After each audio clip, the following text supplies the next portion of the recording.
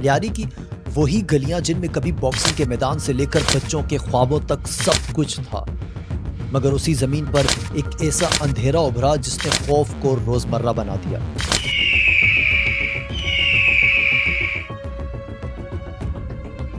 उस अंधेरे का नाम था नूर मोहम्मद, जिसे खौफ की दुनिया में बाबा लाडला कहा जाता था।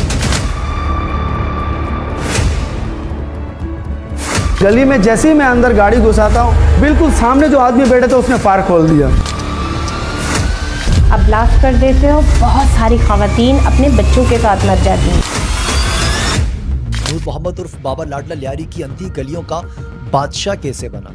चले आपको लियारी के डॉन की अपनी दुनिया में लेकर जाते हैं और देखते हैं कि नूर मोहम्मद बाबा लाडला कैसे बना और वो अपने अंजाम तक कैसे पहुंचा। इन्फोटेन टीवी के तमाम देखने वालों को खुशामदीद। मैं हूं काशिफ रजा। लियारी कराची का सबसे पुराना इलाका, जो कभी खेलों और सकाफत की पहचान हुआ करता था, मगर फिर यहाँ गलियों में अमन की जगह गोलियों की आवाजें सुनाई देने लगी। और फायरिंग का सिलसिला दोबारा शुरू हो गया और पुलिस और एम्बुलेंस को भी भगा दिया गया। ऊपर से फायर किए जा रहे इन्हीं गलियों से एक ऐसा लड़का निकला जिसका नाम था नूर मोहम्मद, जो कभी पुलिस अफसर बनने का ख्वाब देखता था, लेकिन किस्मत ने उसे बना दिया बाबा लाडला। खौफ, जुर्म और मौत की इलामत। आज हम आपको बताएंगे वो कहानी जो बाबा लाडला से शुरू हुई, लियारी के सबसे बड़े ऑपरेशन पर जाकर ख़त्म हुई। ये कहानी है ख्वाबों, महरूमियों, सियासत और गोलियों की। तो आए पहले आपको नूर मोहम्मद के बचपन और ख्वाबों की तरफ ले जाते हैं। 1977 में पैदा हुआ नूर मोहम्मद, एक आम सा बच्चा जो तालीम हासिल करना चाहता था। दोस्तों के मुताबिक उसने कहा कि मैं बड़ा होकर पुलिस ऑफिसर बनूंगा। बाबा लाडला का ताल्लुक लियारी के इलाके चाकीवाड़ा से था। ये वो मोहल्ला था जहां गुर्बत, बेरोजगारी और पसमानदगी आम थी। छोटे घरों, तंग गलियों और सख्त हालात में जवान होने वाले अक्सर तालीम या रोजगार के बजाय जराइम की तरफ खींचे चले जाते थे। नूर मोहम्मद भी इन्हीं में से एक था। नौकरी न मिली, तालीम भी अधूरी रह गई। इब्तिदा में वो मोहल्ले की बदमाशों के साथ छोटे मोटे जराइम, झगड़ों, छीना झपटी और जेब तराशी जैसे जराइम में मुलविस रहा, मगर इस मिजाज में एक सख्ती और बेखौफी थी जो जल्द ही उसे आम लड़कों से अलग कर गई। यही वो लम्हा था जहां नूर मोहम्मद बाबा लाडला बनने की राह पर चल पड़ा। छठे दिन का ऑपरेशन आज भी जारी है। गली में जैसे ही मैं अंदर गाड़ी घुसाता हूँ, बिल्कुल सामने जो आदमी बैठे थे उसने फायर खोल दिया। अब ब्लास्ट कर देते हो, बहुत सारी खवातीन अपने बच्चों के साथ मर जाती हैं।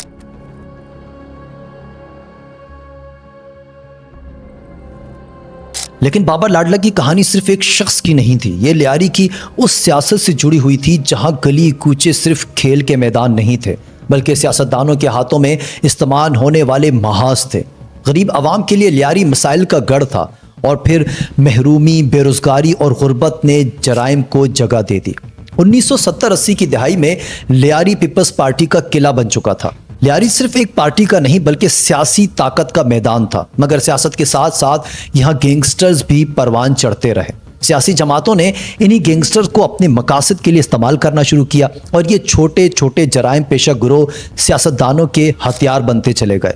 पाकिस्तान पीपल्स पार्टी और मुखालिफ जमातों ने अपने अपने ग्रुपों को फंड्स और तहफ़्फ़ुज़ देना शुरू कर दिए। यूं लियारी क्रिकेट, बॉक्सिंग और मेहनत कशों के शहर से निकलकर गैंग वॉर का अखाड़ा बन गया। हाजी लालू, रहमान डकैत और फिर उज़ैर जान बलोच, ये लोग सियासत और जराइम के दरमियान एक पुल की तरह थे और उनकी सपोर्ट से ही लियारी में इलेक्शन तक जीते जाते थे। 90 की दिहाई और फिर 2000 की शुरुआत में लियारी में गैंग कल्चर जोरों पर था। मंशियात, असलहा, जुआ और भत्ताखोरी यहाँ के रोज़मर्रा का हिस्सा बन चुके थे। ऐसे माहौल में नूर मोहम्मद ने भी अपने ताल्लुकात बढ़ाए। पहले वो छोटे ग्रोहों के साथ मुंसलिक हुआ, फिर रफ्ता रफ्ता बड़े लीडरों तक रसाई हासिल करता रहा। रहमान डकैत और उसके बाद उज़ैर बलोच के ग्रोह में मुख्तलिफ कमांडोज सामने आए। उन्हीं कमांडो में एक नाम बाबा लाडला भी था। उसने अपने इलाके में खौफ की बुनियाद पर गिरफ्त मजबूत की। बत्ताखोरी, कत्ल, मंशियात फरोशी और मुखालफिन पर हमले उसकी शनाख्त बनते गए। बाबा लाडला का असल उरूज उस वक्त शुरू हुआ जब लियारी गैंग वॉर ने शिद्दत इख्तियार की।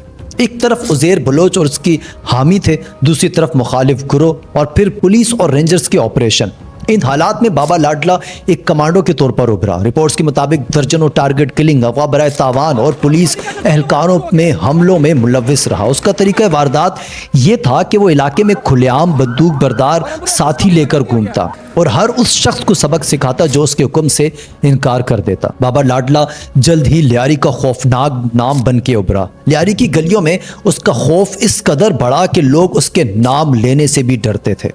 लियारी में उसने टॉर्चर सेल्स बनवाए जहां मुखालफिन को लाया जाता और बहियमाना सजाएं दी जाती थी। 2012-13 में उसकी ताकत इतनी बढ़ चुकी थी कि वो खुलेआम जलसे करता, मीडिया पर बयानात देता। लियारी के कई नौजवान उसके लिए जान देने को तैयार थे क्योंकि वो इन्हें रोजगार और तहफ़्फ़ुज़ देने का दावा करता था। लेकिन हकीकत ये थी कि उनके हाथों में बंदूक थमाकर उन्हें जराइम के रास्ते पर डालकर खुद को ताकतवर बनाता जा रहा था। अब आता है इस कहानी का सबसे खौफनाक मंजर, अरशद पप्पू का कत्ल, सबसे होलनाक वाकया। 2013 में कराची ने एक ऐसा मंजर देखा जिसने पूरे पाकिस्तान को हिलाकर रख दिया था। अरशद पप्पू जो लियारी का एक और डॉन था। बाबा लाडला के आदमियों ने अरशद पप्पू को अगवा कर लिया, फिर उस पर ऐसा तशद्दुद किया गया जिसे सुनकर आपके रोंगटे खड़े हो जाएंगे। उसका जिस्म टुकड़े टुकड़े कर दिया गया। कहा जाता है कि उसके सर को फुटबॉल बनाकर उसके साथ सफाकाना खेल खेला गया। ये वाक़या सिर्फ एक कत्ल नहीं था बल्कि लियारी गैंग वॉर की वहशत की इलामत बनता गया। उस दिन से बाबा लाडला का नाम मुल्क भर में दहशत की इलामत के तौर पर लिया जाने लगा। लियारी के मकीन इसे एक खौफनाक किरदार के तौर पर जानते थे। कुछ लोग इसे जुल्म की इलामत कहते थे कि नज़दीक वो अपने मोहल्ले के लोगों का मददगार भी था। ये दौरा तासुर अक्सर गैंग लीडरों के साथ जुड़ता रहता है, लेकिन हकीकत यह है कि इसके नाम से ज़्यादातर लोग डरते थे। बाबा लाडला ने लियारी में एक ख़ास मकाम हासिल किया। अगरचे वो हमेशा बका की खातिर चालें बदलता, मगर उसका तरीका बहुत वाज़ेह था। शोर, खौफ और बिला इम्तियाज़ ताकत। लियारी की सूरत हाल में एक अहम अंसर सियासत थी। मुख्तलिफ अदवार में सियासी जमातों ने मुख्तलिफ गैंगस्टर से ताल्लुकात जोड़े, कभी वोट बैंक के लिए, कभी मकामी इक़्तिदार के लिए। ये गठजोड़ जराइम को बाकायदा निज़ाम का हिस्सा बनाता रहा। लड़ो और हुकूमत करो की हिकमत अमली ने लियारी को एक तजर्बेगाह में बदल दिया और इस तजर्बेगाह को खौफनाक नतीजा वो गैंग वॉर थी जिसमें बाबा लाडला एक मुतहर्रिक किरदार बनकर उभरा। उसके खिलाफ 74 से ज़ायद मुकदमात दर्ज हुए। पुलिस और रेंजर्स की फहरिस्तों में वो एक सबसे मतलूब दहशतगर्द के तौर पर शामिल था।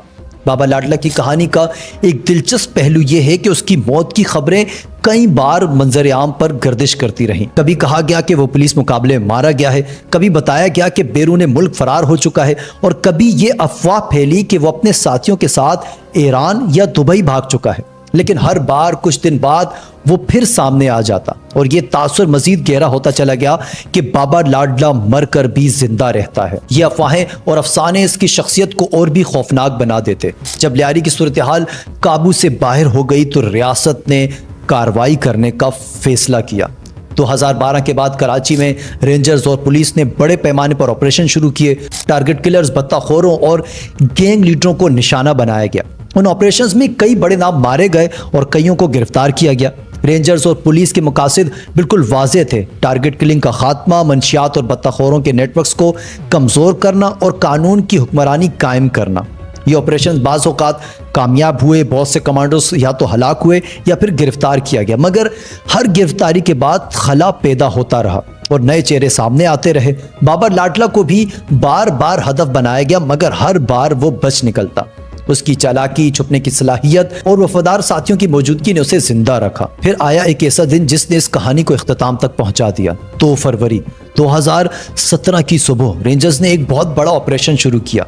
35 मिनट तक फायरिंग दोनों तरफ से चलती रही और फिर आया वो लम्हा जब बाबा लाडला 2 करीबी साथियों के साथ मारा गया।